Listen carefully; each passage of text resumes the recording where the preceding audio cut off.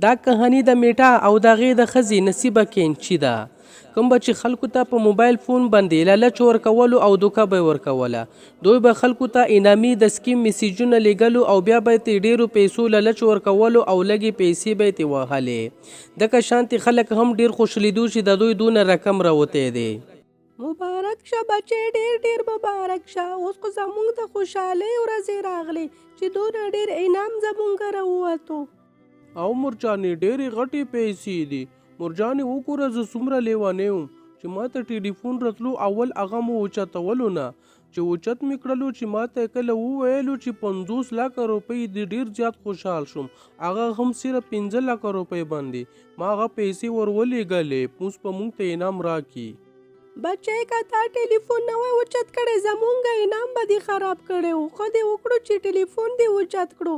اوس هغې ته ټلیفون وکړه چې زمونږ پیسې به تر کمې راځي. ښه مرجان زه اوس تپوس کوم.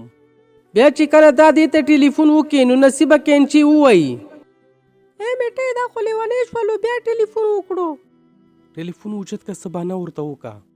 ښه میټۍ اوچتومې. هلو څوک خبرې کوې؟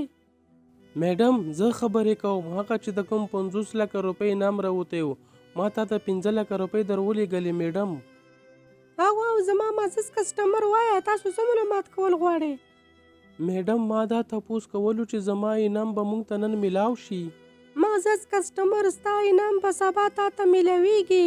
نن به د بینک ګاډۍ 50 لکه روپۍ موږ کره راوړي او موږ به یې سبا تاله بیا دروړو هلته. سمه ده میډم ډېره ډېره مننه. زه به ستا انتظار کوم. سبا زه ستا دپاره مټن کړۍ هم جوړوم.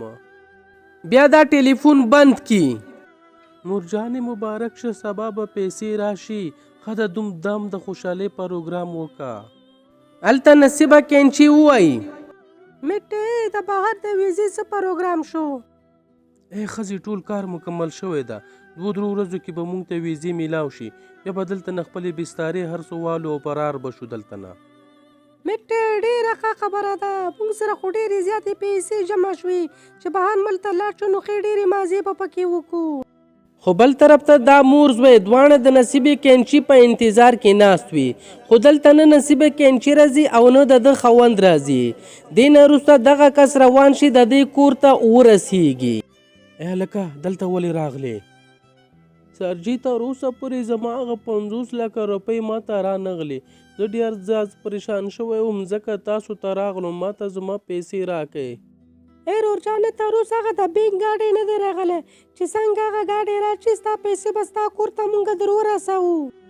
میډم ماښام شولو تر اوسه ګاډۍ ولې رانغلو؟ نه دا ګاډۍ ولې د اوسپنه ټیرونه وي څه هغه د ربړ ټیرونه وي پنچر کېدی هم شي. اوس ځه زما ملګری دلته نه کور ته ځه. زه درته لسونه جوړه نه سم. ما په ډېر مشکل سره هغه 15 لکه روپۍ جمع کړې وي. تاسو ما ته زما هغه 15 لکه روپۍ راکړئ. لاړ شه دلته نه هېڅ پیسه نشته. زه اوس پولیس ته ورځم. تاسو سره به ګورم صبر وکړه.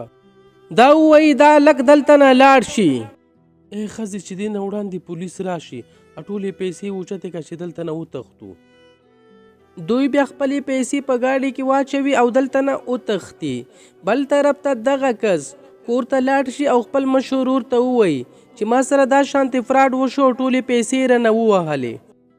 رورجانه تا ته خو پته ده چې حالات څومره خراب دي. بیا هم تا 15 لکه روپۍ یوړې هغوی کسانو له دې ورکړلې.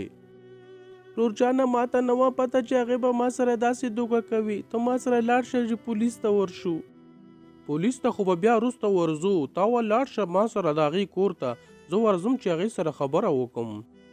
سمه ده رورجانه ځه ما سره چې ورشو پسې. چې کله دا دواړه دلته ورسیږي نو کور ته تالا لګېدلې وي. بیټو ورور هغه تښتېدلی دی. زه لوټ شولم برباد شولم. رورجانه که تا سره د هغې نمبر وي ما ته راکړه زه هغې ته ټلیفون کوم. او رورجانه شته ته ورته وکړه. بیا بیټو دې ته ټلیفون وکړي. بیټې دا د چا ټلیفون ده چېرته پولیس خو نه وي؟ ښځې که د پولیس ټلیفون هم وي څه ټینشن مه کوه. اوس مونږ هېڅ څوک هم نشي نیولی. ته ټلیفون اوچت کړه. هلو څوک خبرې کوې؟ میډم السلام علیکم. زما په موبایل باندې ستاسو میسج راغلی و د 50 لکه روپو. میډم ما ته هغه 50 لکه روپۍ راکړئ. معزز کسټمر، ستا 50 لکه روپۍ به تا ته میلاو شي، خو د دې 50 لکه روپو 15 لکه روپۍ اول پیس ته، که هغه تا سره وي بیا به تا ته میلاو شي. میډم په 15 لکه روپۍ باندې 50 لکه روپۍ، دا خو هیڅ مسله نه ده. بیا ما سره یو ډېره غټه غوا ده، زه به هکه غوا خرڅه کوم او تاله به 15 لکه روپۍ درکوم. سمه ده، بیا خو به تا ته 50 لکه روپۍ انعام خامخا میلاویږي. میډم ته یو کار وکړه، ته زما کور ته راشه، تر هغې به زه هکه غوا هم خرڅه کوم او زه به تاله بیا 15 لکه روپۍ هم درکوم. سمه ده، لږ زر زر کوه، موږ سره ټایم ډېر شارټ ده، ته خپل کور پته موږ ته راکړه. بیا بیټو دې ته خپله پته ورکړي او دې نه وروسته ټلیفون بند کړي. ورور جانه دعا وکړه چې هغې راشي، بیا به ستا پیسې مونږ ته وباسو. ای ښځې پته دې ښه تې واخیسته؟ میټې پته مې ترې واخیسته خو زړه مې نه ماني. ای ښځې چې د زړه ماني نو بیا داسې پیسې نشي ګټی. د مازغو ومنه، د مازغو. زه خو داسې وایم چې داسې هم مونږ بیا بارمل ته ځو، خو په تلو نه مخکې یو کس په بل هم لوټ کړو.